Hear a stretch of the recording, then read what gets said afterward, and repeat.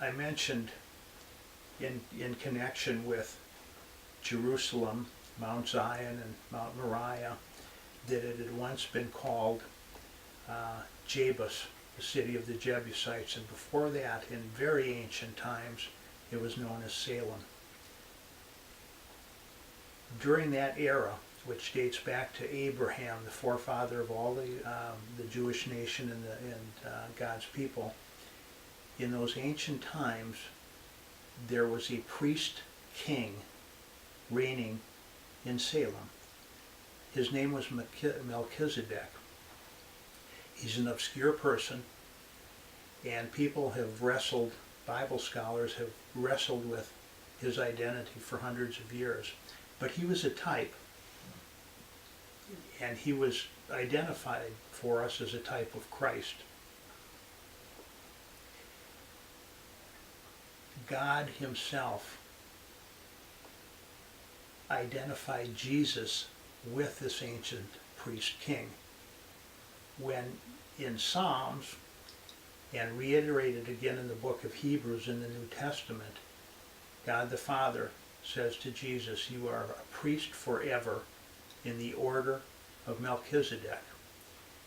The reason why that's a type is because Melchizedek was identified as a priest without lineage, without a beginning or an end. He's also, to my knowledge, the only person in the Bible who holds two offices of priest and king. Those were always separate offices. Yet this Melchizedek was both, as is Christ.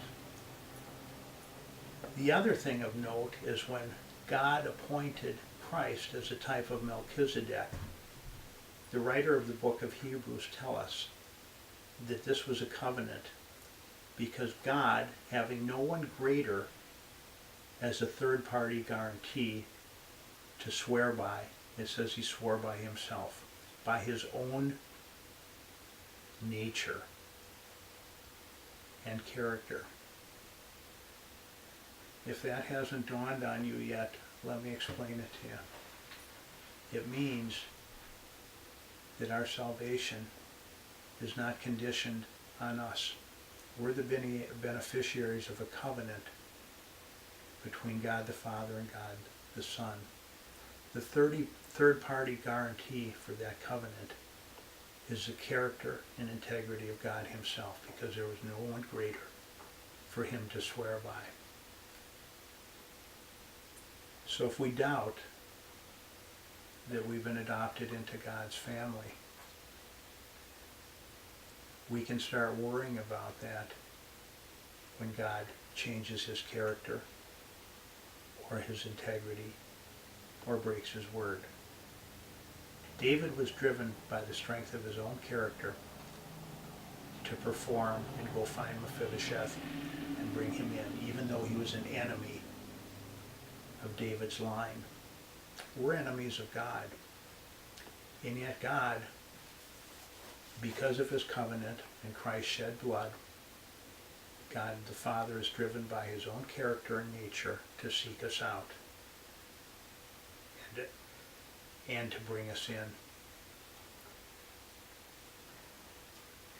Here's a question for all of us. Are you married? Are you thinking of getting married? Hoping to be married? Have you considered that marriage is a covenant relationship? The third-party guarantee in that relationship is God himself. Whether you know it or not, whether you took it seriously or not, when you stand and take a vow in marriage, you're invoking God as a third party in a covenant relationship.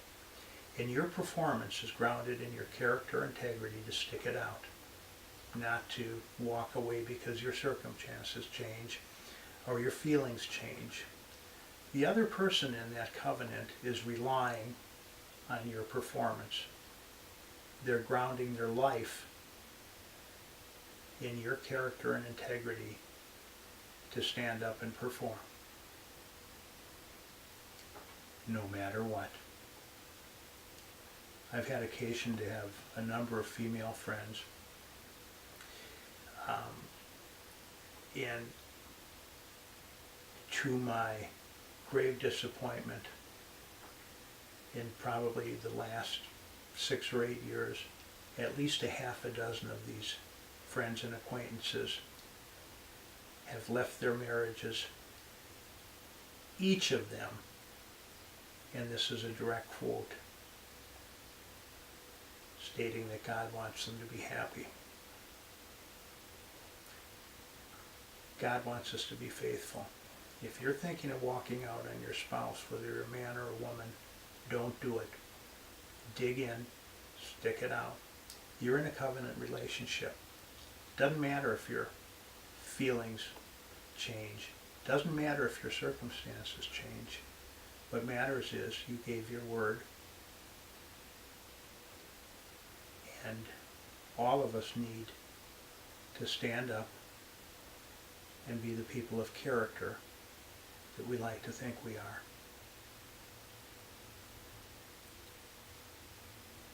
If you're a Christian, when you sit at the communion table and take the Lord's Supper, are you honestly considering that you're entering in as a beneficiary?